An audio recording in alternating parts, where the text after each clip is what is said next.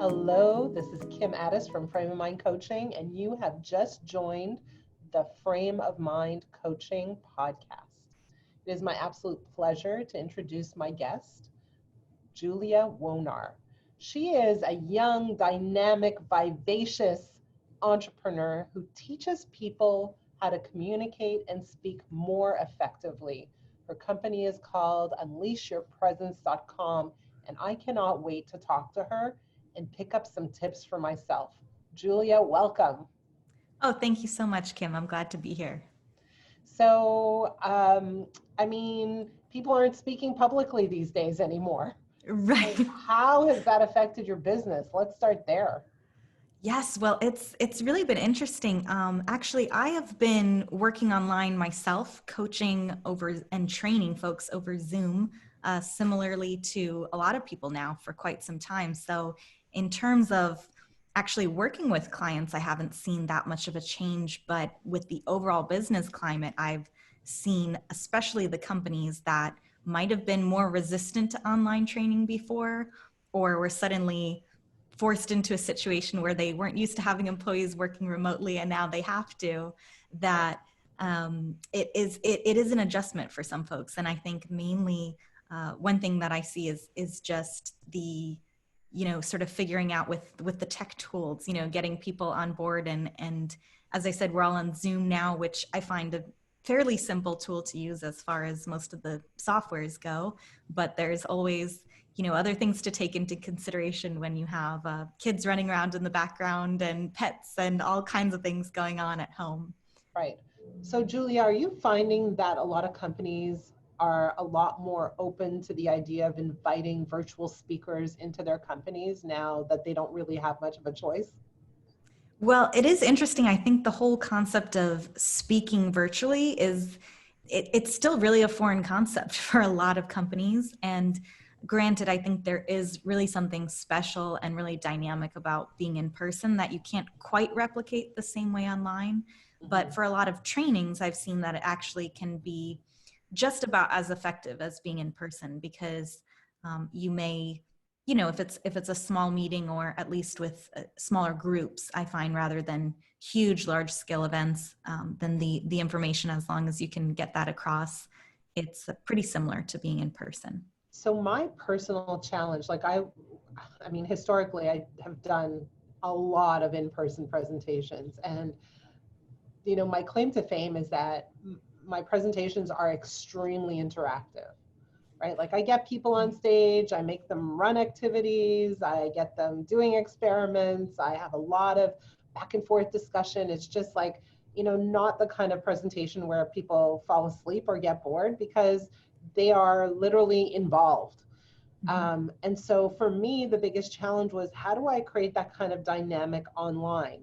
And I was really hesitant to create anything like a webinar or virtual presentation until I was forced to. And so now, I don't know how many weeks in we are, like 4 or 5 weeks in.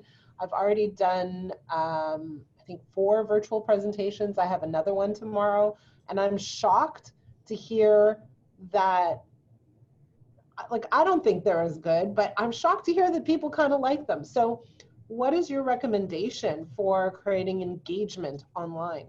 Because I need as many tips as I can get. Well, congratulations on that. I think that it's definitely a challenge for a lot of people, and especially when you are online, as you said, there's a different energy to it. But that would be my first tip, is to actually, starting with yourself, realize that having that screen between you and the audience means that you have to bring that much more energy to it. So I always tell people it's similar to the kind of concept where, if you're speaking on a stage, for example, and you have a huge audience of people, the person who's sitting all the way in the back of a theater, for example, will have a possibly much different experience than someone who's sitting right near the front if they're, farther away from the speaker. And so I know what actors and speakers do in those instances is to really make their movements and their gestures and everything they're doing a lot bigger than you normally would in just everyday day-to-day life. So I would say the same kind of applies for being online. You would sort of take the energy and the presence that you have in person, and just Mhm. think about amplifying that. And for some folks, this might almost feel like it's a lot, but again, when you have that screen sort of as a barrier between yourself and your audience, and they're only seeing that two-dimensional side of you, Mhm. then really making sure that you can bring a lot more energy to it is going to come across. And so that would be my first So recommendation. do you recommend physical movement, like being grand and like, big gestures and dance moves? Like, what do you recommend there? Like, because Yeah. you're saying you got to be bigger. So it's like, should I turn around so you can see multiple dimensions? Like, what do you think? Well, I would say it's more about the energy that you bring in. Certainly your voice is a big part of that. So Mhm. one thing, a couple of simple things that I always like to do before that is even just, prior to the webinar, the presentation, getting up, actually, moving around. I know some folks like to do jumping jacks or something like that just before, so you kind of get your energy flowing. Mhm. And then your audience will feel that. I think when you're, if you're speaking and you're not into what you're saying, then that's going to come across. But if you are really getting your energy up and bringing that across, and just keeping in mind, again, that you do have that barrier of the screen there, that it's that much more important to just bring your whole kind of voice and presence into that situation. And so do you also recommend standing or sitting? Because normally when I record a podcast, I'm standing. But today, because I had so much happening, like 4 back-to-back podcasts, I decided that I should sit down because it's been a long week. What Right. day is it? Tuesday, Wednesday? Uh, so what do you recommend? I would say, I mean, it's really your preference. I do think that a lot of people have those standing desks, which does, help if you have your laptop kind of sitting on it. And I do think standing normally helps with that Mhm. energy, I would say. But again, if you've had a long day or you have back-to-back interviews, then sometimes you've just got to sit. I think Sometimes you just gotta sit down. it's Yeah. just a matter of really Yeah. bring that energy through with your voice and with the energy that you bring to it. Okay, so voice, energy, kind of bring your excitement, your passion, your drive, all that good stuff. What about this whole idea of interaction? Like Yes. I look for feedback from the audience. I look at their faces, I look at their laughter, I look at their kind of facial expressions. I even listen to like the little sounds they make. If I bring up a volunteer on stage and I make the volunteer do something and I hear someone in the audience go, oh, or ha ha ha, or whatever it is, I catch that. And that's part of my presentation. Like I bring it to the conversation. So how do you Right. do that when you can't hear them? Well, truthfully, the fact of that is that I would say that piece about the interaction actually starts well before you give the presentation. So I actually advise clients when they're going through and creating their content of what they're going to say there, to think about how and where they're going to incorporate those bits of interaction in the webinar. So for example, I do a webinar where there's different aspects and different points throughout the webinar where I'm asking the audience questions, or there's maybe polls going on, or different times where people encourage, if you agree with this, type yes in the chat box, or tell us what you think. And that's something that it can be kind of tough to do in the moment if you're not thinking about it. And so that's something that I would advise people to think about before you actually give the presentation in developing the content, is where do you want that interaction, and where can you kind of build that in throughout by asking for feedback, asking questions, and incorporating different exercises into the content itself, so that it's actually just part of the whole presentation to begin with. So I'm going to ask you one more question about this because this is kind of like my biggest challenge. Do you ever recommend asking someone to unmute themselves and talk to you directly? Or is that just a big, huge technical disaster? Well, it depends a little bit. I think I would say it depends mainly on the size of the group. I know I've been on Zoom calls where there's 50 people, and I've been on Zoom calls where there's 2 or 3, and that obviously makes a big difference. I think in general, having everyone muted is advisable, just to cut down on any audio issues. But I would say You can do it with one person at a time. In that case, I would say to maybe advise the presenter to unmute the participant themselves and, let them speak, and then just put them right back on mute when they're finished, so that, it doesn't go on, or they don't forget to remute themselves afterwards.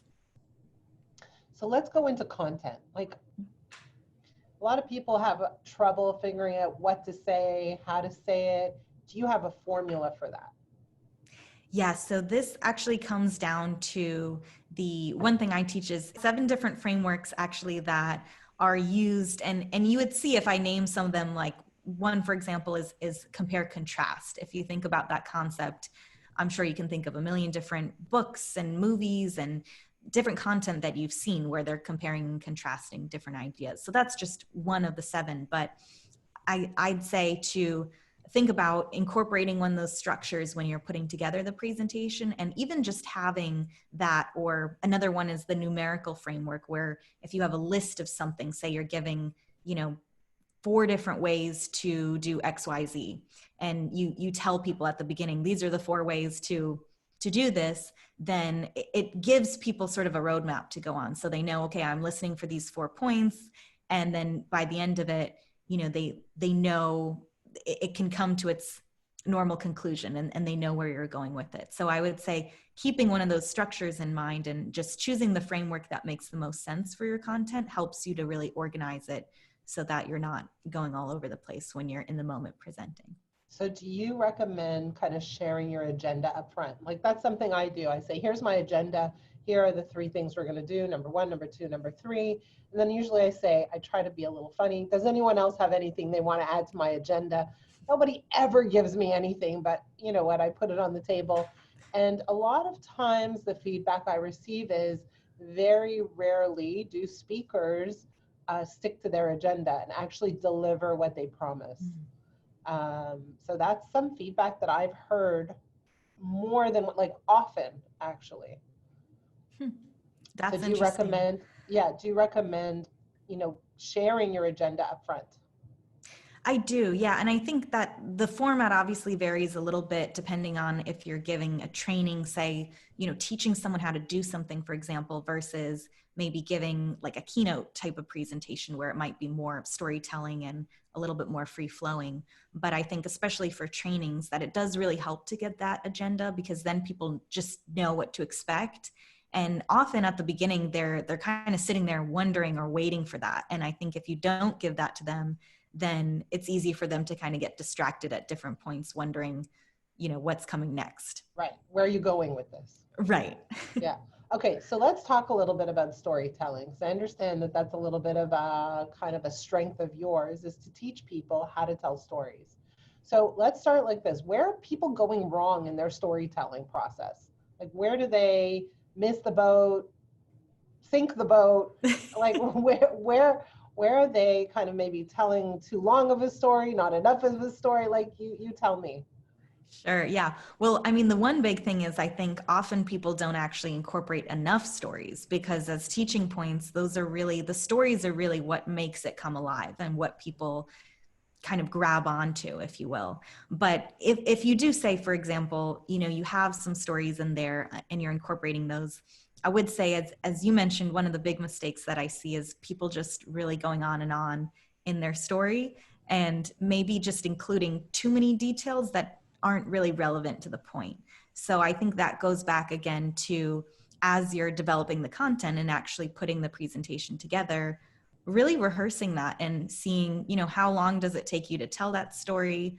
Are you going on tangents with it, or just making it too long-winded where, then it takes away from the main message? And again, I think most of that comes actually in the preparation leading up to the training itself. What about, like, I know for me, I have some signature stories that go along with the lessons, like the messages that I'm trying to deliver. Do you think it's a good idea to trade up your signature stories every once in a while, or just like nail that delivery and just stick to, what really works?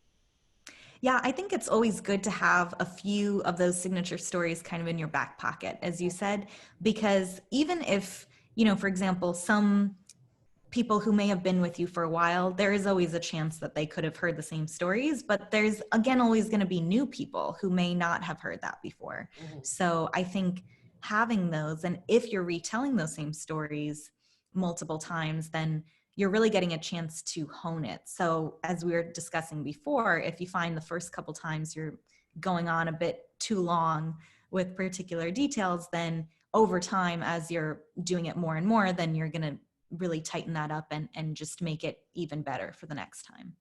Let's go back to a more basic question. Like, why is it that people are so afraid to speak in public? What's up with that? What's the story of that?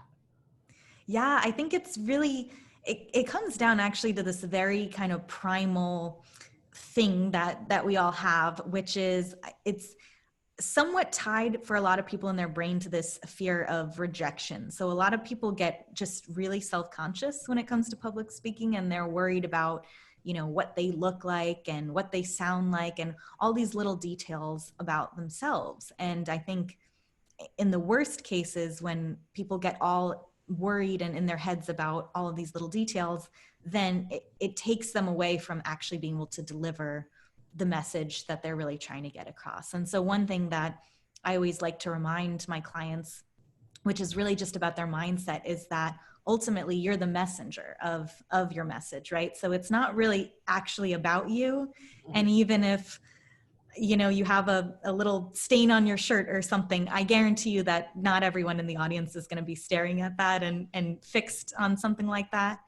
And, you know, that's a silly example, but of course, you know, there are these little things that people might think are such a big deal in their own mind, but what people are really there for is to hear the message. And I think ultimately as well that most audiences, they want you to succeed, and they're there listening to you because they want to hear what you have to say. And so even if you do make a mistake or, you know, maybe say one too many times, right? I know that we're talking freely today, so I'm sure that I've said a few times in the course of this conversation, but that's just what happens when you're, you know, not completely scripted and saying Right. something memorized, right? So I think you can forgive yourself for that and just know that people really do care about what you have to say.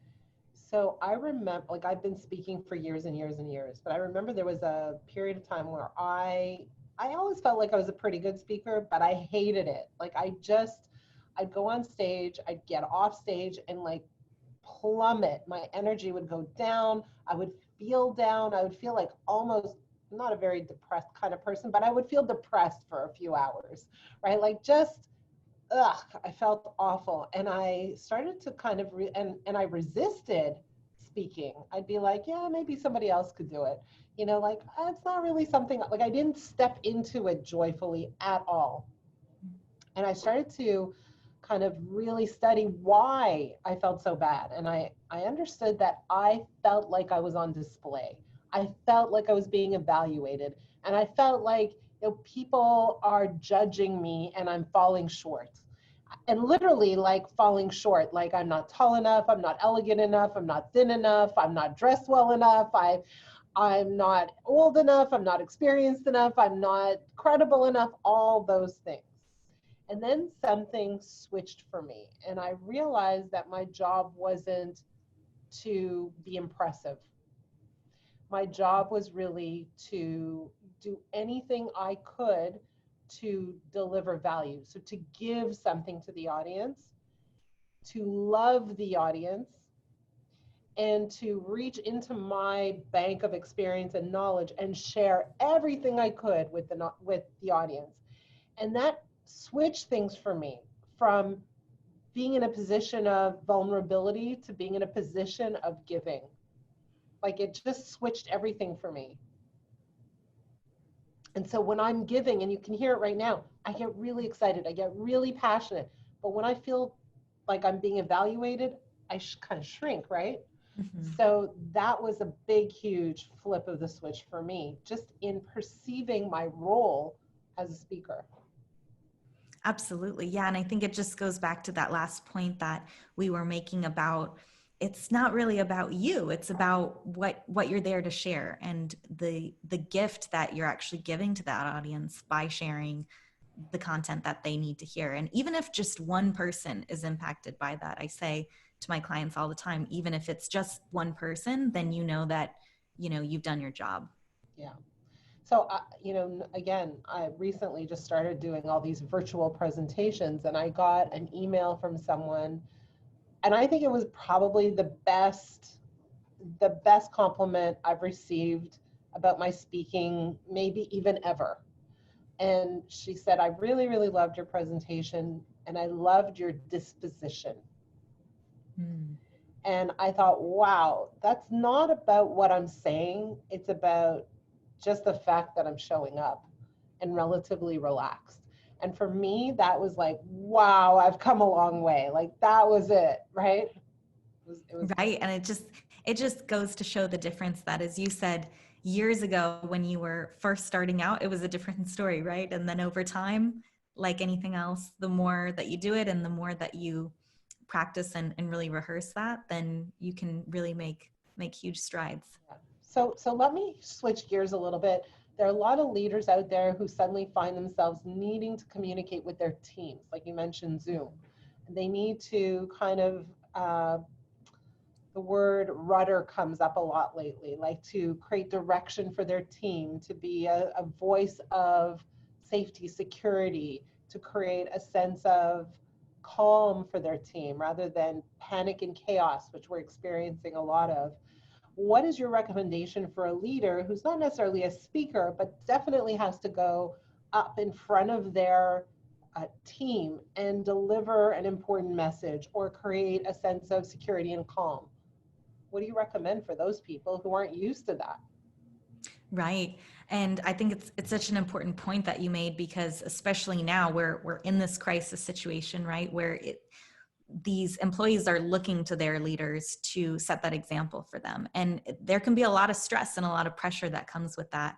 It's actually something that I'm helping leaders with right now as we speak, because one thing I've noticed is often in a lot of organizations, when you have that leader responsible for their team, there's nobody that they feel that they can truly turn to be vulnerable with, and to actually, express their concerns. Because if they're showing that to their whole team, then they're just raising everybody's anxiety and sometimes making people feel like, they don't know what's going to happen. So one thing I always recommend is to really look at, ideally, if they have a coach or somebody to work with that's specifically working with them, often in a one-on-one capacity, in that instance where they can have private time where they can not only discuss their concerns, but perhaps before addressing their team, go through what they want to say, and really just to have that almost third party, if you will, that's not that unbiased third party, right? Who's not their employee, who's not someone within the company that doesn't have, the same opinion or perspective on that they can truly let everything down with, and make sure that they're doing the best job that they can, so that at least, they have somebody in their corner, so to speak, as well.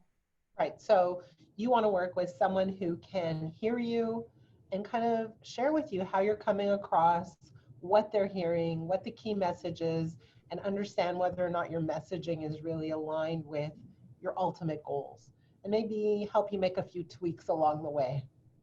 Absolutely. So that's great. How do people find you for that very purpose? Because now's the most important time to clear up and clean up and practice the delivery of your message. How do they find you? Right. So I would encourage anybody who wants to reach out to me. My website is unleashyourpresence.com. And we've got a link right there where everybody can reach out for a complimentary consultation and just speak with me really about what's going on with your company right now, and to hear if they do have that person, or if they need, someone like that to help their leaders and to serve as that sounding board for them, because I think it's, as we said, so important now more than ever. So guys, reach out to Julia. I think I will. I'd love to hear your thoughts on some of my own delivery. Always want to improve, always want to get better. Thank you so much for spending this time with us. Thank you for sharing your expertise. And again, now more than ever, you got to start paying attention to what you're saying, how you're saying it, and make sure you're really delivering the message you want to be delivering. Julia, thank you. Thank you so much.